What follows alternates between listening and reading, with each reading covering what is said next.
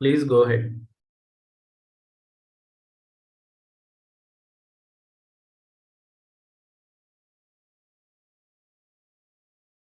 Hello, everyone. I'm Anchita B. Nair. Welcome to this online panel discussion organized as a part of Museum Week 2023, organized by Center for Museums and initiative of Culture and INDICA. This panel discussion today has been curated by HopOn India and Museum 2022.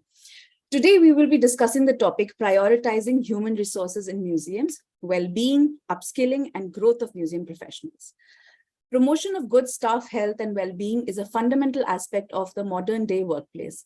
In the case of museums, places and spaces that are expected to inspire, engage, and entertain, it is particularly crucial that those who create cultural experiences feel valued and comfortable enough to do so.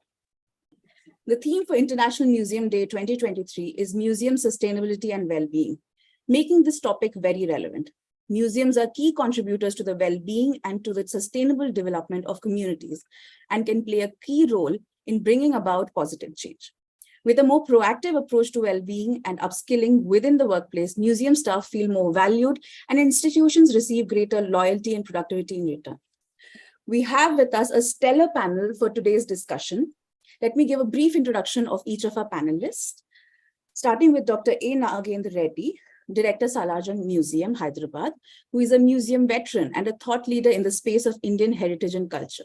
He has implemented some award-winning initiatives and practices at Salarjung Museum during his tenure.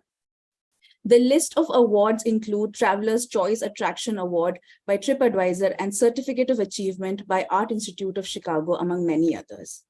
We are also joined today by Dr. Parul Munjal, Director, Intact Heritage Academy. Dr. Parul Munjal is a conservation architect with experience of being an academic at School of Art and Architecture, Sushant University for 10 years, and a senior conservation architect at Development and Research Organization for Nature, Arts and Heritage, DRONA, prior to that. We also have with us Shalini Bansal, co-founder HopOn India and Museum 22.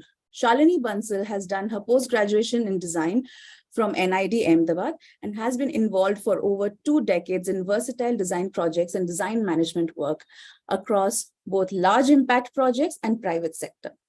Her startup brings together high quality content, technology, and user-centric design on one platform to disseminate information about museums, heritage, art, and culture. The idea is to tell authentic stories using simple technology and creating immersive experiences. They have worked with many government and private museums in India to provide solutions for enhanced visitor experience over the last 7 years. And last but not the least, we have with us Vani Vishwanathan, co-lead programs Tarshi. Vani Vishwanathan is with Tarshi, an NGO based in Delhi working on sexuality and well-being since 1996. She has conducted workshops and training programs on self-care and collective care policies and practices for individuals, activists, and organizations. She's keen to learn about and explore how institutions and organizations can build safe, inclusive, and self-affirmative spaces for their members. I welcome all the panelists. Thank you for taking time out on a Friday evening to talk about this very relevant topic. Let me dive right in. I have a few questions for each of the panelists. So we will just start with one question to each of the panelists. We'll try to make it a discussion mode. So please, all the panelists are invited to lend in their views, even for the questions that I pose to the other panelists. Starting with Dr. A. Nagendra Reddy. Welcome, Dr. Reddy. I don't think I can see you. Yeah. Hello. Hello. Yeah. Over the course of your journey as a museum professional yourself, do you think there has been a change in museums regarding the approach towards their staff and staff well-being and growth? Yeah, of course. It is not only the welfare of the staff, even the requirement of the staff also changed. So the museums earlier used to recruit the persons from background from history, all ancient history, archaeology, and all. So that kind of requirement is no more there. Actually, the museums require a specialist like museologist who has studied MA museology or relevant courses related to museology. Right. The intake itself, there is a change in intake itself. Particularly to the Salarjung Museum, the requirement is different because Salarjung Museum have a unique collection more from foreign countries rather than India. Like Salarjung Museum having more than 43 countries collections in the museum, more of Western collection and also Forestern collection. So rather Salarjung Museum, unfortunately, earlier the recruitment happened from the background of archaeology and all those. But those people difficult to fit in the post of curators or assistant curators and all. So rather their main now focus is to take a custodian, they are custodians of the artifacts and upkeep of the galleries and storage. Whereas research part, there is a lacking in research part, because that also I can't blame them, because it requires specializations in foreign collections. Like they should have a knowledge of Western collections, Western paintings, or even the porcelain. Equally, Forestern collection, we have plenty, more than 9,000 collection related to Japan and China. So those kind of specialists getting in India, even to recruit in museum, that is difficult. Even that's why what we are doing it, the present curators and the staff, we are training them to upkeep the artifacts and also proper storage, proper maintenance in the galleries, and also basically museum management, they take care.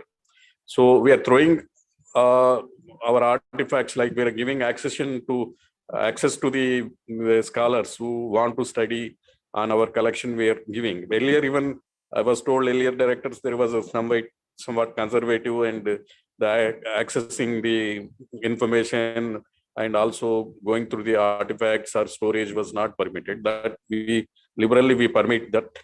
And our focus, like our curators or assistant curators, even the conservation people were all sent to foreign museums. Like our conservator was sent to have a training, 6 months training in conservation. Equally, curators also were sent to British Museum and Chicago and all. So we are rather from museum side, we are taking their updation and also to improve their skills that all there. No, that's wonderful. Actually, it's a very good point. If you don't find the right fit for the right job, it's not good for the organization or for the individual who feels like a round peg in a square peg in a round hole. Yeah. So I'll move on to Dr. Parul Munjal. Doctor, I don't think I can see you. No, you're visible. We can see Parul. Okay. Yeah. Okay. All right. My question to you is, in every profession, there is a continuous process of learning and unlearning, some active and some passive. Do you think there are enough structured opportunities available for cultural professionals for this process? Are these opportunities accessible to them across India? So I would say that when we talk about cultural professionals in general, that's a large, diverse pool of people, I would say, because would you put artisans within the bracket of cultural professionals? Would you put weavers and all of those people as well in this category is of course another question. But if you look at people who are formally educated in some kind of cultural dimension, that itself also, again, because design as a field, architecture as a field, filmmaking as a field, media, all of these are of course cultural professions as well, and performing arts and all of those. So I would say that if we sort of look at that huge sort of pool of cultural professionals, then there's a huge diversity that we'll have to look at in terms of the kind of continuous professional development programs that we're looking at. But if we particularly look at people working with museums, with people working with heritage in particular, then I would say that there are certain opportunities that we see in the country. For example, we have organizations such as the museums such as the Chhatrapati Shivaji Maharaj Manav Sangrahalaya in Mumbai, which offers a particular program, but it's focused on built heritage conservation essentially and material conservation. So they have a format where they have you can attend 5 different modules, and it's for professionals. And then if you attend all of those over a period of time, then you get a diploma. So those kind of models do exist. And then we have organizations, other museums like Mehrangarh Museum that also keeps offering programs. But I would still say that a lot of the emphasis seems to be on conservation. And when we look at, the larger idea of heritage interpretation per se, then the programs and the such initiatives are sort of lesser definitely in the country, and the opportunities that you see really are out of the country. So that there's a lot of discussion around this heritage interpretation, as well as there are these training programs also that exist across the Western world, especially Europe, and but in the Indian context, that is an area that we're not sort of catering too much. At the Intact Heritage Academy, we again have, at Intact, in fact, we have the Intact Conservation Institute, which is spread across various branches in the country. And that offers training programs in conservation again. So I would say that there are these conservation-oriented programs, and then we at the Intact Heritage Academy offer training programs for professionals who can sign up these courses. But in terms of a clear structure of annual courses, and maybe we need to do more, definitely. So that's where we are. Right. And I think even the way we look at the curriculum of what museum professionals or cultural professionals should study, that has also been limited, even now. So whether it is marketing skills, whether it is financial management skills, these are things that I think museum professionals also need, but it hasn't been the focus, even now. So. Moving on to Shalini, in your work across so many museums, what gaps have you found in the skills of museum teams, and do these pose a challenge in adoption of new solutions? That's a very relevant question for us, Anchita. In the last 6-7 years that we've been really trying to get museums to adopt technology as a solution. I wouldn't say it's a gap in skill, but yes, there is certainly a feeling that technology is very averse to art. Technology and art seem to, most people don't seem to see them together. They feel that technology may actually cannibalize art in some manner. Very few museums, and I must actually congratulate Salarjung Museum and Dr. Reddy for this, have had the openness and the progressive approach of really adopting technology and understanding that it complements art. I think that is where the hiccup has been. So far as skills are concerned, like all of us have just discussed, the kind of skill set that you need in today, with various kinds of marketing techniques, including social media, various kinds of management tools for museums, including exchange of assets now across nations, conservation, like Dr. Parul just mentioned, and so much more. I think the skill sets are just too varied for any museum to have, full-time employees of. So therefore, I believe museums need to sort of open up to either training some of their staff or perhaps outsourcing some of these skills and getting an expertise. I think that is where it is. With every museum, of course, the skill required differs. It depends on the kind of collection the museum has, the kind of audience it's trying to cater to. Indian museums have a long way to go. Some museums need to perhaps do more than the others. But yes, largely, I think that is where we found museums wanting the adoption of technology, adoption of new methods of marketing. If there was an openness to this, I think things would really change. Right. And I think the younger lot of people who are entering the profession are aware of this, and they Absolutely. do try to sort of up with the trends and keep themselves updated on the skill sets that they need. Yeah. Now I move on to Vani Vishwanathan. There are several challenges that museum professionals face on a regular basis, from resource crunch to being overworked, to lack of training opportunities and evolving trends, to sometimes not receiving enough validation or appreciation of their efforts in terms of audience turnout or engagement. What can museums and museum professionals themselves do to keep their morale and interest levels up? Thanks, Sanchita. So first off, it's been interesting to just hear what other panelists have shared about the various kinds of changes that this sector is also keeping up with. And it's also interesting to see how the skills required, like one person is expected to do so many things right now to like, I need to be the social media expert. I need to know how to design creatives. I need to be able to quickly speak, like do these Instagram lives or whatever, which are all things that we did not learn in our, undergrad courses or whatever we got to get into this profession. So I think first off, to begin with, is to assume that it can be a challenging environment in many ways to continue doing this work, like that, to acknowledge that there will be dips in enthusiasm or morale. So, and not just, assume that these are part of the field. So, you have to put up with it.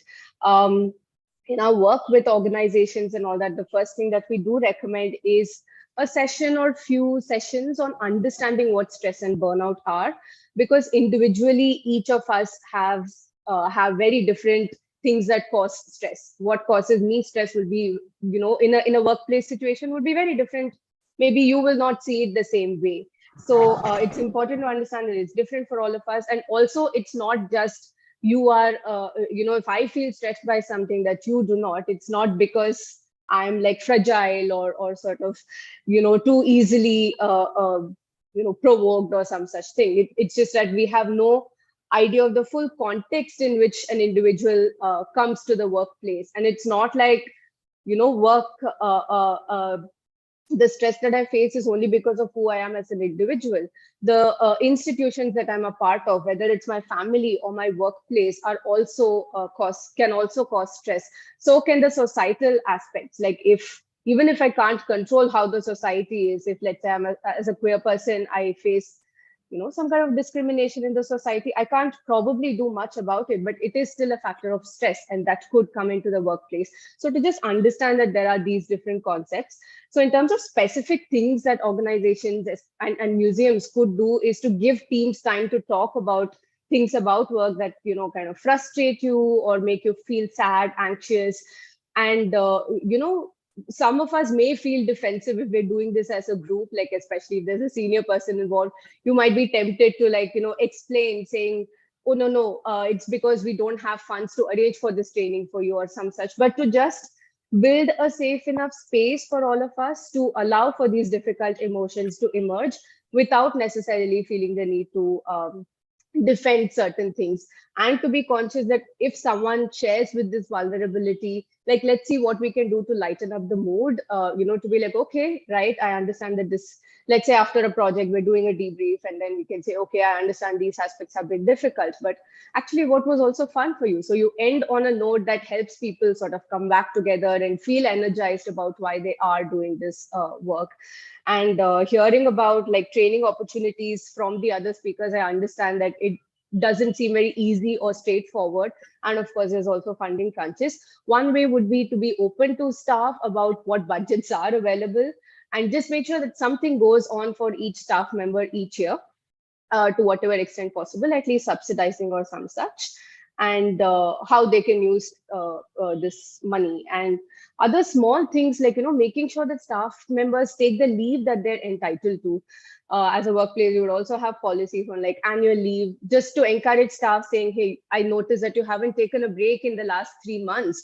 How about you take 2-3 days off? Let's plan how things can go. So these are small things that can make people feel really heard, and can go, they seem like very small steps, but when done together, they do offer teams a sense of well-being, and that they can go up to someone and talk about it. Yeah, I think this is very important, that, the debriefing part, because most of us, even outside the museum space, in the cultural organizations, what happens is there are so many things happening one after the other. You never take a time to step back and see what went right, what went wrong. Can we as a team work better? So that conversation really never takes place because you're always running towards the next big thing. So I think, yeah, that is something that has to be built into organizational culture going forward. Coming back to Dr. Reddy, if uh, as someone who has led museum teams for several years, what do you think are the primary challenges that museum professionals face? And could you give us a few examples of some organizational policies or changes that you have introduced in order to deal with these challenges? The basic thing is that what the exposure to the what are the museum standards, like benchmarks. They not have a clear idea of what are the benchmarks in each museum and our museum sector, and exposure also for foreign museums, how they function and what is the technology available. These are the things the museum professionals require to learn, but those things are lacking. And other thing is like the using the computers and all new thing in Salarjung. When I joined here, the computer, to purchase computer, that requires to go to board for approval to purchase a computer. So gradually I streamlined, even like now every staff member uses the computer. So that way, that not require any training. By learning, they know that what is the thing, like even documentation also. Rather, the Salarjung Museum started even 2001 itself for documenting the artifacts, computer documentation. So first we started with Oracle, then we shifted to Jetan. Rather, 2008 itself, we started using Jetan software. Then subsequently, the ministry also decided to implement it to all the museums. I was the one of the member for technical committee to select this software. So now all the supervisors and the curators are insisted to use the computer documentation, and even the taking over, handing over objects also through computer sheets. The each gallery will have a proper computer documentation, and they have to take over, hand over through only this computer documentation. This is also once we insist, then they learn it. So that is the thing. Then the challenges, like what the expectations from the within the organization and also from outside organization. Within the organization, they expect, every member expects that there should be a promotion and all, irrespective of their qualification, irrespective of their uh, output. They expect that the promotion should be given. That cannot be. So there may be a discontentment among the staff members. But gradually, the government also introduced, there is a scheme that every 10 years their scale will be upgraded to next level. These all things are there. Then the expectations from outside, like everybody expects that our museums has to be like foreign kind of museums, like British Museum or Victoria Albert Museum or Met. But we are suffering to do basic things in the museum. So like we started in Salarjung doing first basic things like security. Now we have a first class, world class security, like CSF guards the museum. And the 1996 itself, the Salarjung Museum taken security of CSFL, and National Museum and Salarjung Museum are the two first museums to uh, uh, implement this CSF security to the museum. Equally, even when I joined, there was no fire detectors in the museum. So we given to ECL, and also cameras also were not there. This all updated in 2008 itself. Now we all entire museum premises is with the CCTV system and all even fire detectors. Even within the museum campus, we have a fire station. The state government operates the fire station. So that way, in each area, gradually basic things we attacked, like fire safety and safety of artifacts and storage. Our storage also world-class storage. Even it can be compared with any foreign museum, our storage is there. All the storage also, what we done, we segregated the artifacts as for the material, like textile storage separate, modern painting separate, and miniature painting separate. Earlier, all the artifacts used to be combinedly stored in one big hall or rooms. Like we now have a 13 storages with different material. So by that, we can control the temperature, we can take the requirement of the humidity, other requirements can be taken if you store artifacts as for the material wise. So that we are done. Then other thing is that in 2013 itself, Salarjung Museum done solar paneling, solar energy, like our 60% of energy, we made it solar energy. I can boast that the Salarjung Museum, the only museum which produces that much solar energy. We have a 650 kV solar energy. No museum in the world have such large capacity. So that way, computer documentation also we implemented, and touchscreen. Then even last year, with the help of HopOn India, we introduced the audio guide also. So gradually we are even teaching our staff to adapt to the new technology, and they are also exposed to new technology by sending them to trainings to different museums and world-class museums. They learn the technology, then they adapt in the museum. So, but immediately these all changes can't be made. Over the years, the changes will happen. So that we are doing it. Right. Yeah, it's very important to understand what are the basic things to first take care of and then build on to it. And, gradually, of course, you will keep improving, keep getting better at, getting the organization to do better. Dr. Parul Munjal, so we've been talking about technology. In fact, that's what Dr. Reddy just talked about. Technology upskilling requirement is, of course, something that is glaringly visible. But there are many areas like community engagement methods, marketing and storytelling techniques, organizational management principles that are evolving at a rapid pace. How do you think cultural institutions can make sure their staff remains up to date with respect to these? So operationally, I wouldn't be able to comment, but I think in the larger sense of these emerging areas, which are actually moving in a direction, when you look at it globally, the idea, all of these things of community engagement and storytelling and all of this is basically globally the idea of moving out from the so-called static museum, as an idea, into something that is engaging, that is dynamic, that is actually connecting with the people on an everyday basis. And and a great initiative to that end in terms of connecting with the community, I suppose, is the Center for Community Knowledge that is based out of the Ambedkar University. And the way they have sort of reached out to neighborhoods in Delhi itself and pulled out their own oral histories and artifacts that they were able to pull out from their own households actually starts building in this kind of level of pride, sense of pride in their own heritage. And I think that's a very good starting point, because as of now there seems seemingly a disconnect between the museum and the local population. So even if I think it sort of, if you visit a place, somebody's coming to Delhi, they would say that, okay, I have this checklist and I have to check all the boxes, and so I'll be visiting all these museums. But the local population, I mean, how often do we go to these museums? That's the question.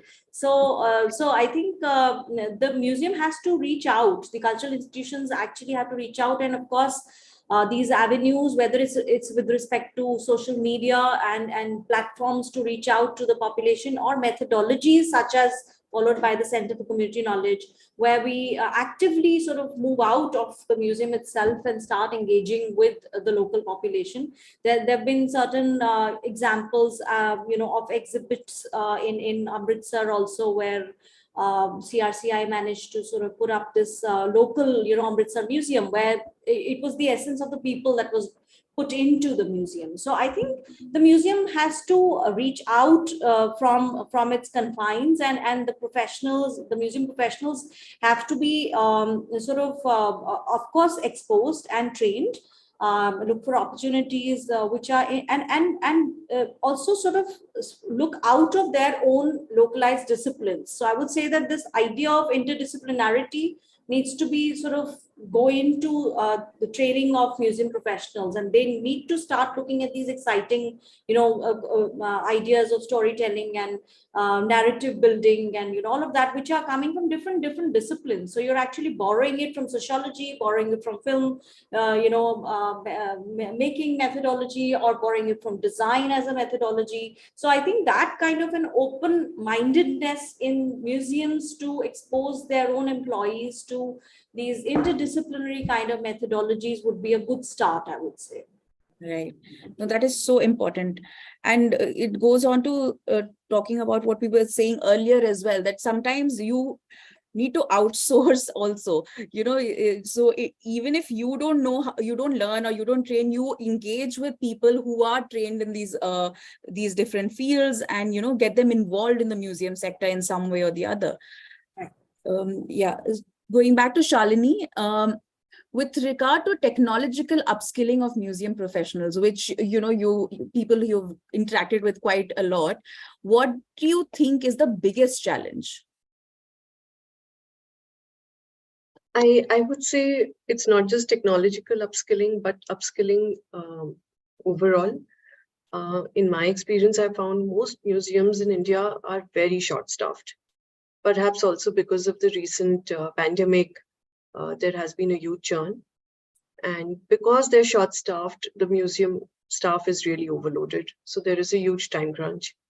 There is, I think, I wouldn't know of any museum as such which has really taken out time, set out, a time in the schedule of its team to take up some courses to upskill themselves.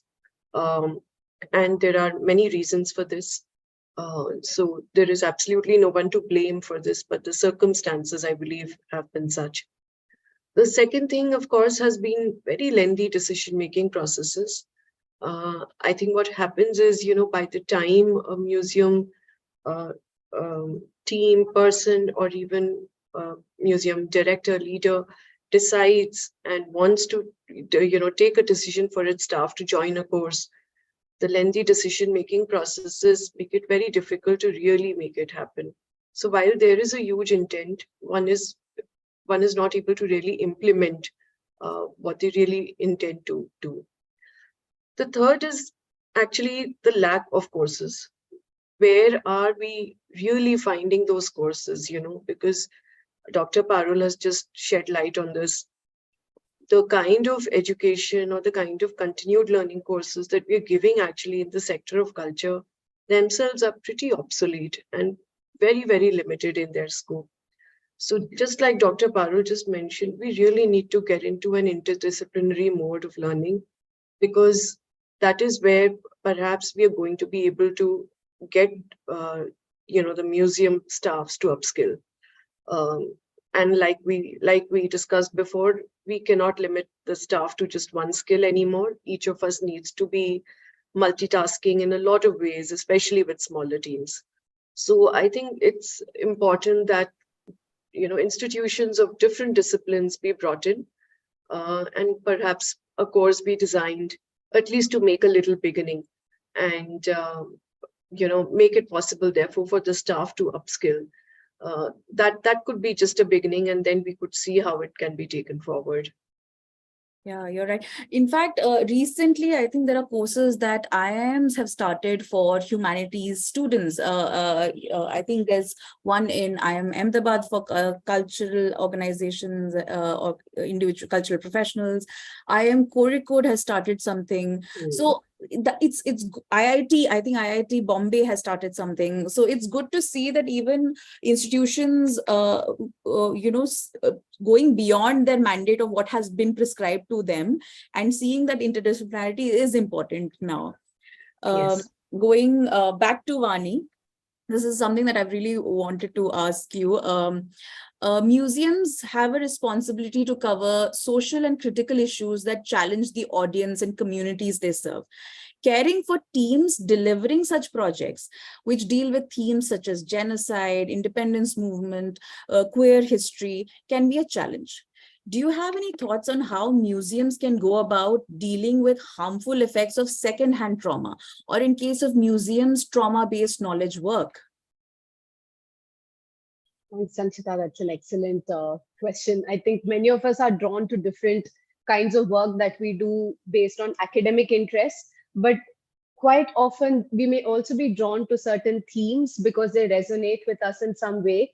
We may have family members or may ourselves have a strong association with the topic. So if, for example, I have a family member who was deeply affected by the partition in 1947, then, even if it is 2 generations away, that there is something that would deeply impact me when I'm working on such topics. So again, the first is for all team members to acknowledge that all of us respond to these topics differently.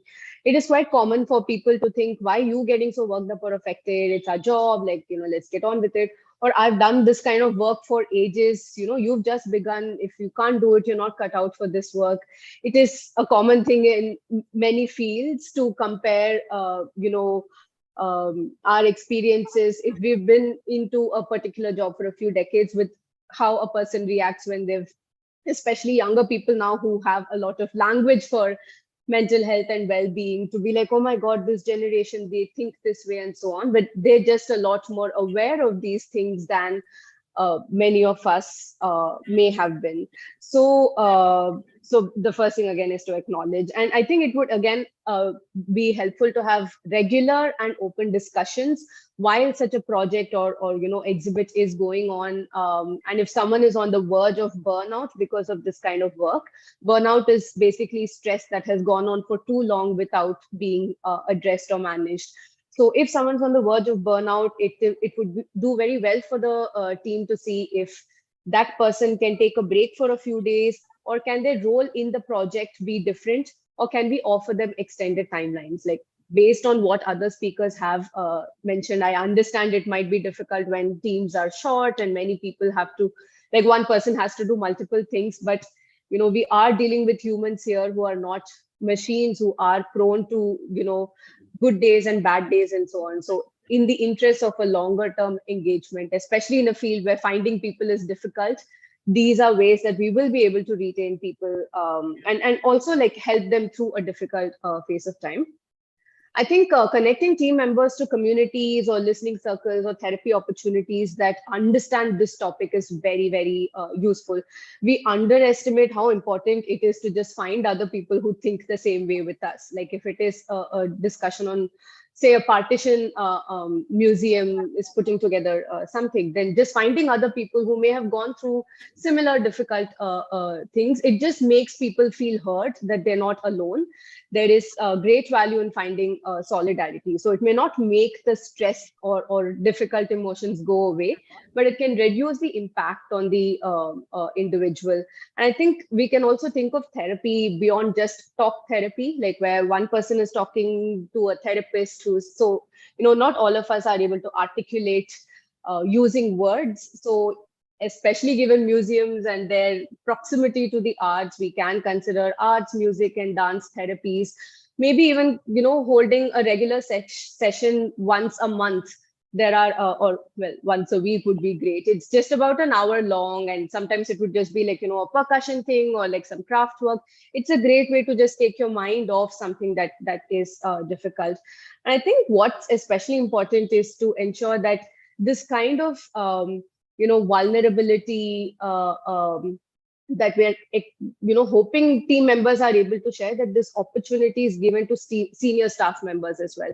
Quite often, organizational leaders feel like they have to kind of hold everyone's emotions with and not show that they're also getting affected by certain things. So this has to be a two-way street or a multi-way street, whatever you want to call it. And that's actually one big reason why it is good to have multiple people who can do certain jobs within any team. So if one person has to take a break, or at least, step away for a couple of days or something, there is someone else who can step in for a while before the other person resumes. Right.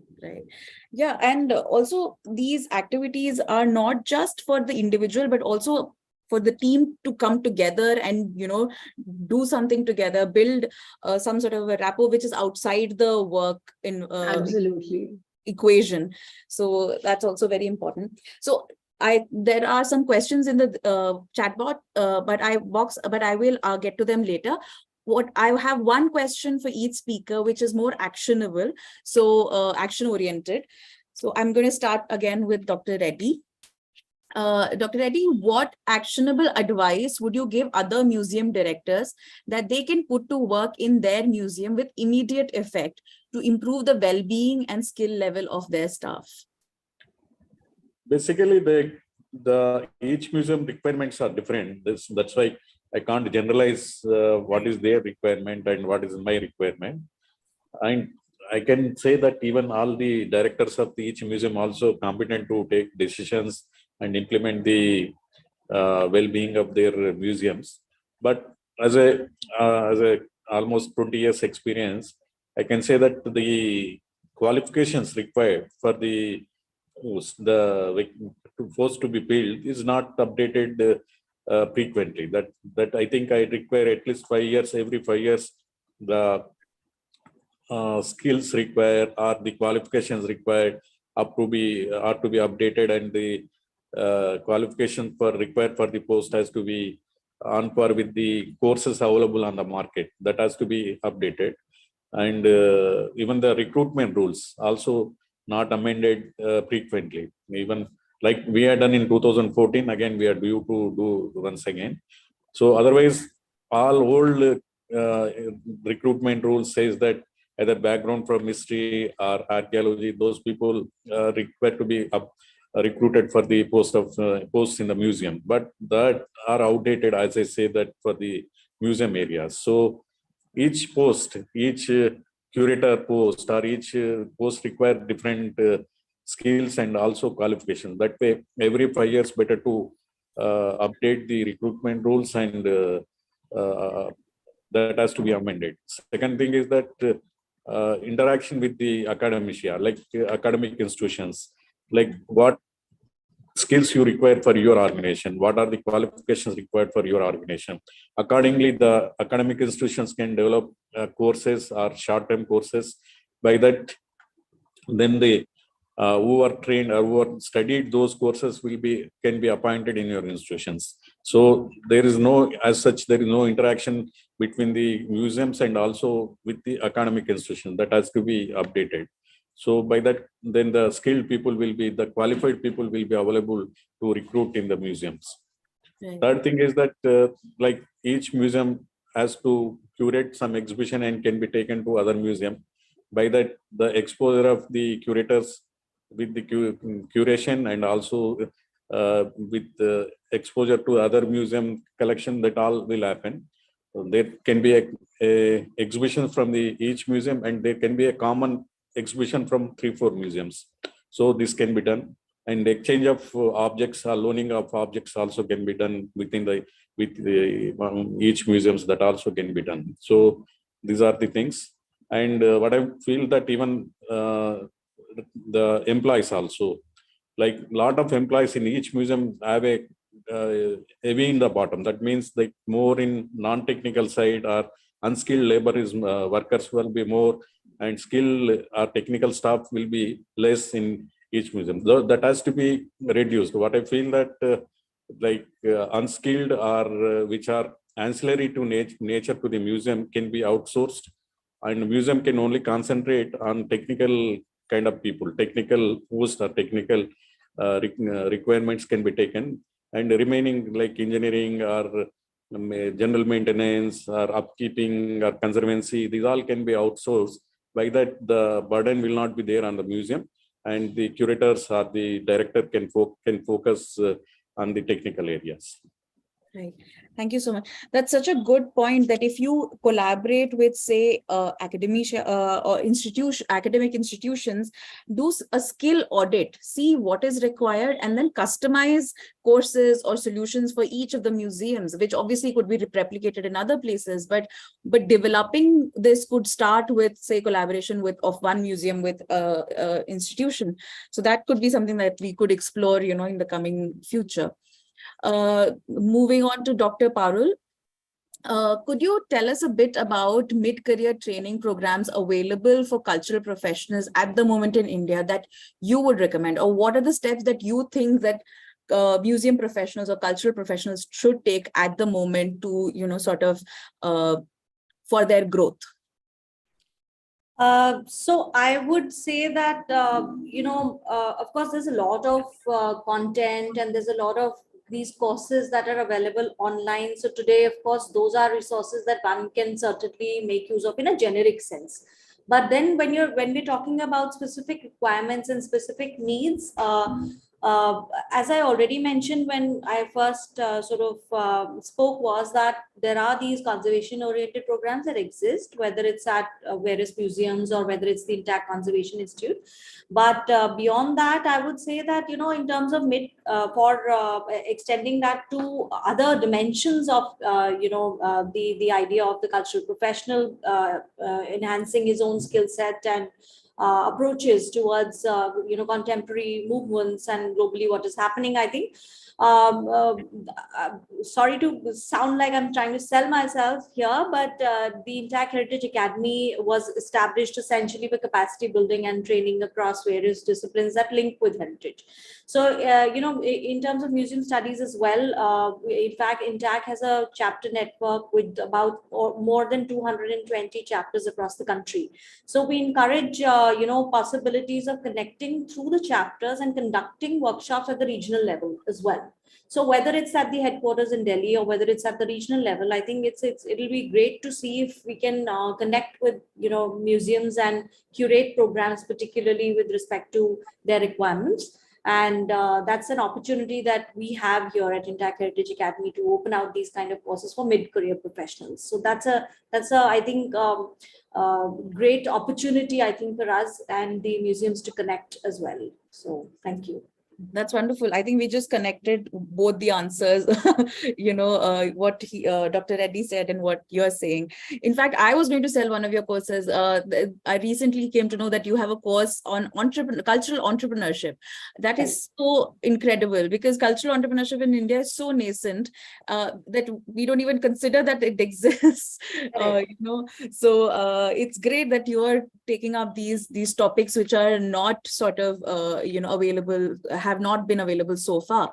So right. Yeah, so I mean, heritage economics and livelihoods and even cultural entrepreneurship and heritage entrepreneurship is even accessible in an online mode. So, accessible to a lot of people. It'll be great to see people take benefit out of that. Yeah, for sure. I hope the audience sees this and joins for these courses. Shalini, last question to you. Spatial, organizational, and content boundaries that have characterized museums in the past are undergoing a complete upheaval. New technologies and algorithms such as AI, AR, VR, and the metaverse are dissolving the digital and the physical divide. What I want to ask you is, where does one start? What kind of technologies do you think museum professionals should most definitely familiarize themselves with to stay relevant in these changing times?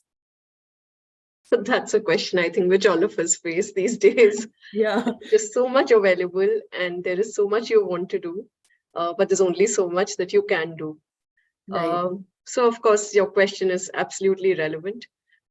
In the context of museums in India, and especially the smaller museums which run out of very, very remote places, I have come across some museums which do not even have websites. And I think that's where a museum needs to start when it comes to digital transformation.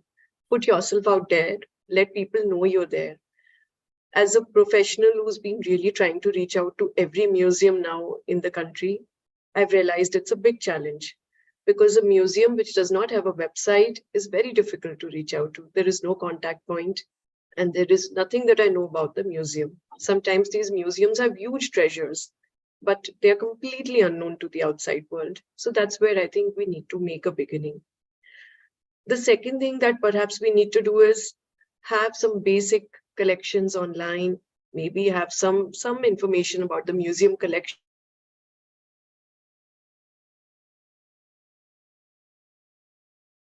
especially if you're in a remote zone. Now, so far as the technical skills are concerned, are you able to hear me? Is my now again? Yeah. All right. I'm so sorry. I believe my connection was unstable for a while. Yeah. Now, where do people start? That is, I think, for a person to see in what kind of a role the person is. Technology now in museums is very, very specific to the role in which you work. So, for example, if you are in museum visitor management, then perhaps that is where you want to know what technologies exist. If you're into collection management, then you need to see what are the softwares that are available. What is it that the world outside is really doing about it? You may be in the administration department of a museum, and there are some softwares, there are some skills which can really make it easy for you.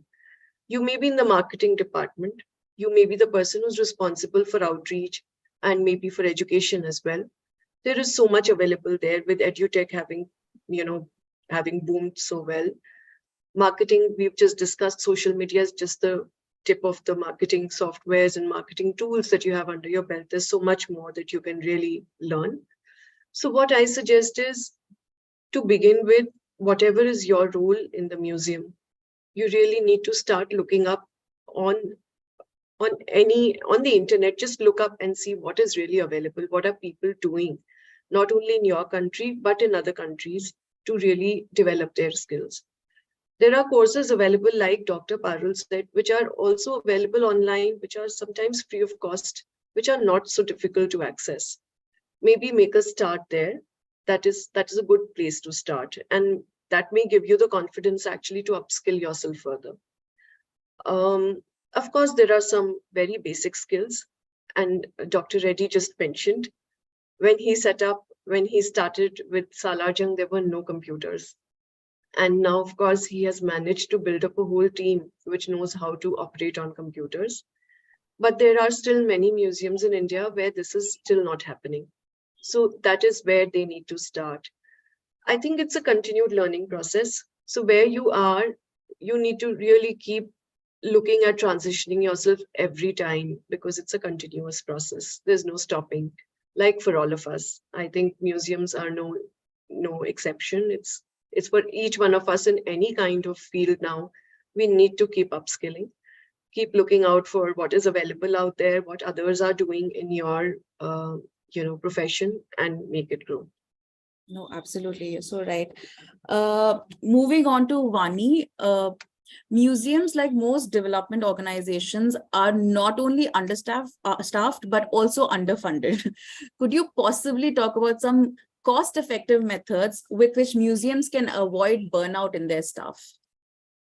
Yes, story of any development sector situation. Yeah. So while it feels like, we must have a lot of funds to institute self-care and collective care mechanisms in a workplace, a lot of it doesn't require significant amounts of funding, because when we say collective care, for example, our immediate thoughts are, let's start regular yoga sessions, or let's give everyone subscriptions to like apps or something. Those do help to a certain extent, but especially as a workplace, there are some small things that can make a big difference. I'm not going to mention the whole idea of creating spaces for sharing again, but I would really underscore that is a very important place to begin with, like what I've shared, for anyone to be able to share what's going on with them work-wise or even otherwise, because other things in life affect how we work. But some very important things that can be a great point to start with. Does everyone have a job description and know their responsibilities? I can sense that, things, it may not be always possible to stick to a job description in this field. It happens with many NGOs as well. If things have to change from what you got as a job description, are we, our staff members, talking about these changes instead of just dumping it on team members and expecting them to understand and be like, yeah, you have to do it, everyone, it's all hands on deck in the team? But are we having a conversation about it so the team member also understands why this new task is being given to them? And just like Dr. Reddy said in the beginning, like people are asking for promotions when just because you may have spent X number of years in the organization. Are we also able to have conversations? If I'm someone who's joined the team, I also see that question in the chat box. Like, what do I have to do to grow to a particular role? What kind of scope do I have within this team to grow? Like, what do I need to learn more to grow in this? So is there scope for such conversations for team members to have with each other?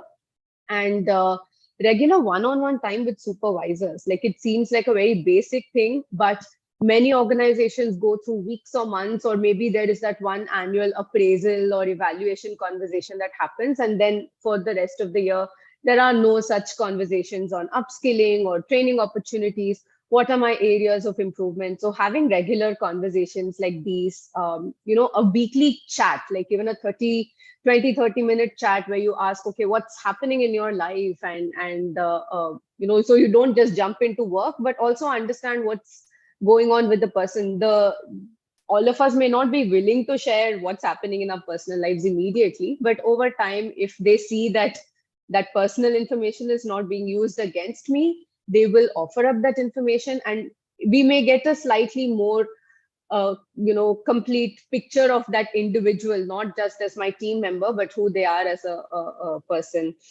I think, especially when teams are working remotely, which is, I mean, perhaps not in a regular museum these days, but the idea of what museums are and all that is also changing so much. So if there are teams where people are chipping in remotely, or, one bunch of people are working at a physical location and some others are remote, we've talked about outsourcing and all. Are all of these people meeting regularly to feel like a team, rather than the people working remotely just coming in and going, and they have no connection with the organization or the larger cause? Another thing, I mean, I understand how this might be difficult, but a very important aspect is for museums to define boundaries as an organization, for how their staff will work. Can we fix timings? Can we have overtime policies? Or, for example, if there is a lot of work going in just before a new exhibit comes live, is there something that the team can do to say, okay, the next 3 days, even if it is a Monday, just take some time off, because we've all put in so much time in advance, especially where these are private museums. I feel there is scope to consider these aspects. So another very important thing that makes people feel really valued is, are we sharing success stories or learnings and acknowledging the contributions of individual team members? Because are we making staff valued for their contributions in the organization? Like in a team meeting, for example, to say, hey, this particular person came up with this idea that, we have taken forward this way. Great job. And so one is within the team, because that person wants, it would be great for them to know that other team members also see their contributions, and also in public, where possible, to acknowledge and credit the work of individual team members who contributed to something. So these are some steps that, can mitigate the everyday stresses, which if you don't manage is what becomes burnout. Right. Thank you so much. We had such a varied set of speakers, but everyone seems to be saying things which are connected to each other in some way, which is absolutely great. At Center for Museums, this is exactly what we are trying to do. We are trying to engage with stakeholders to come out with actionable solutions. And, someone in the chat box has asked, can you share some training courses and links for museum staff, online and offline? So hopefully within Center for Museum, we will do a roundup of these courses and start putting them out for people to see and access. There is a section called resources in the Center for Museum website, which has been launched last week, so it's fairly new. But what we're trying to do is collating information resources that other institutions have sort of created and putting them all in one place for museum professionals to access. So please go and check that out. Other institutions, please reach out to us if you have resources you think we should definitely feature in the resources section of Center for Museums. If the panelists have questions for each other, please go ahead and ask. Otherwise, we can close the session. All right. I think everything is very well answered. Yeah, I think this was one of the best discussion we've had so far in Center for Museums. So thank you so much to all the panelists for taking time out and giving such succinct, clear, and actionable, points. And where again, somebody's asking for courses, which website. Please keep following Center for Museums and check the website. We will be putting up all the resources there. Thank you to all the panelists, and thank you for all the audience for being here throughout the talk as well. Thank you. Thanks so much. Our pleasure. Certainly look forward to connecting more with museums specialists and people, who we can build ideas around here. Thanks. Definitely. I think we're going to continue this series of dialogue we've just started. It's really nice to get people from different domains together on one platform, and bring about this kind of a dialogue. Thank you. Thank you so much, Dr. Reddy. Thank you, Dr. Parul. Yeah, thank you. Thank you so much. Thanks, Vani. Great meeting you. Thank you. Nice to meet you all too. Thank you. Thanks.